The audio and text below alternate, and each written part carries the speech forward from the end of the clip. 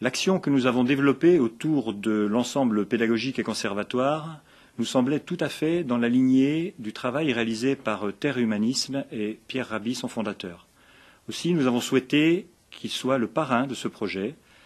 L'intérêt que porte ce grand penseur et ce grand personnage à notre projet est pour nous une grande fierté et une grande motivation pour continuer. Je suis très ému et très honoré d'avoir été en quelque sorte choisi pour être parmi vous. Parce que ce que vous faites, c'est ce dont je rêve depuis des années. C'est-à-dire que des municipalités puissent s'impliquer dans le devenir de la société. C'est très douloureux de voir un pays mourir, des paysans disparaître, les sols rentrer en friche, etc.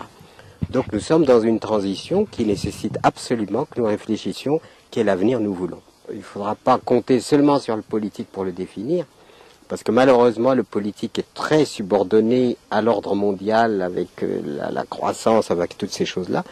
Et finalement ce que l'on voit, c'est que la gouvernance locale, elle est de plus en plus déficiente. Or, à l'avenir, il faudra bien partir du local, il faudra bien partir de la racine des choses pour proposer un avenir. Et ce que vous faites, aussi embryonnaire que ça puisse être, est très importante parce que c'est ce qui inspire d'autres. C'est un peu ce qu'on appelle le ferment. Le ferment, c'est peu de choses, mais un ferment, quand il est actif, il peut faire des miracles. Et je suis vraiment très très heureux de savoir que vous avez engagé déjà le processus vers un changement de société, parce qu'il sera nécessaire au plan local, régional, au plan national, au plan mondial. Et moi, je suis prêt, ce que je voulais vous proposer, c'est établir un vrai partenariat durable, quoi. C'est-à-dire que moi, je suis partant pour qu'on puisse continuer.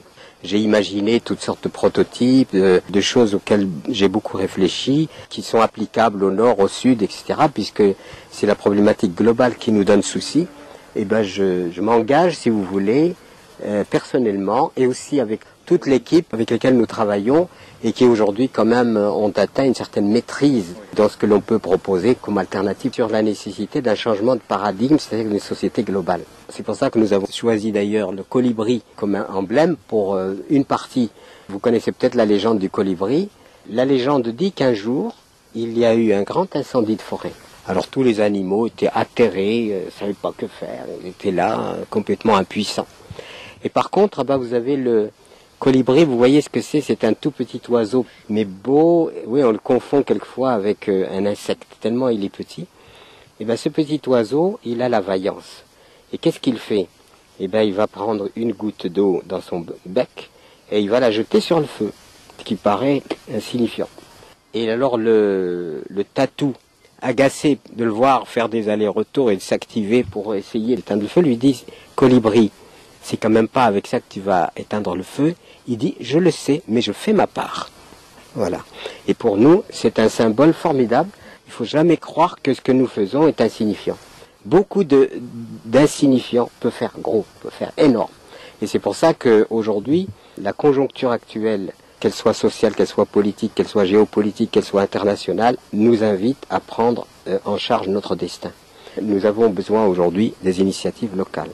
Et quand je vois combien finalement la désertification s'installe, que d'un côté les villes grossissent d'une façon illimitée pratiquement, et que les campagnes se vident, et qu'il n'y a plus de vie dans la vie, comment voulez-vous imaginer un avenir? C'est impossible.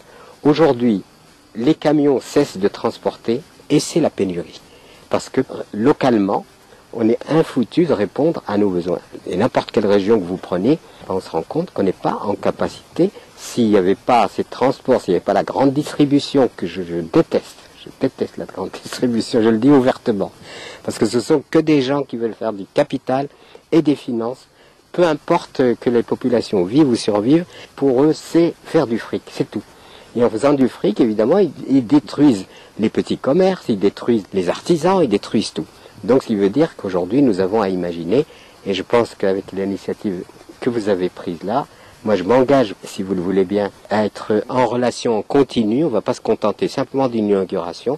J'ai des choses à vous proposer. On prendra en charge aussi les parties qui nous reviennent, mais on va faire des expériences, des expérimentations susceptibles de se démultiplier, voire même au plan national.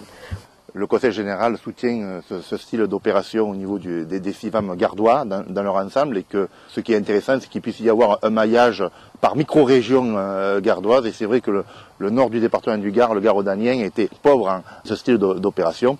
Et donc, en tant que vice-président du Conseil général, je me dois de soutenir, d'autant plus que c'est dans mes délégations, toute cette démarche qui permet aussi pour le Conseil général de participer de manière financière et politique dans le sens noble du terme pour faire changer cette société, en faisant en sorte de travailler avec les CIVAM gardois pour pouvoir s'approvisionner au niveau des restaurants scolaires, au niveau des collèges, mais aussi à plus petite échelle, comme le rappelait Pierre Arabi. C'est avant tout au niveau local que l'on peut arriver à développer ce style d'opération. Et je sais que la collectivité doit aussi donner l'exemple, pour permettre à nos producteurs locaux de pouvoir avoir une autre source de revenus. Et aujourd'hui, le rôle du politique, ça doit être dans l'action et pas dans les effets d'annonce.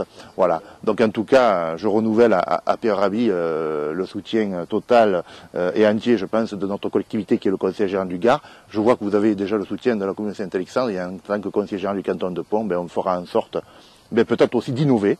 Vous avez des propositions à faire, je crois que le Conseil général sera intéressé de connaître vos idées et vos projets et voir comment on pourrait nous les mettre en œuvre sur le territoire gardois. En tout cas, encore merci de votre venue à Saint-Alexandre et dans le canton de Pont.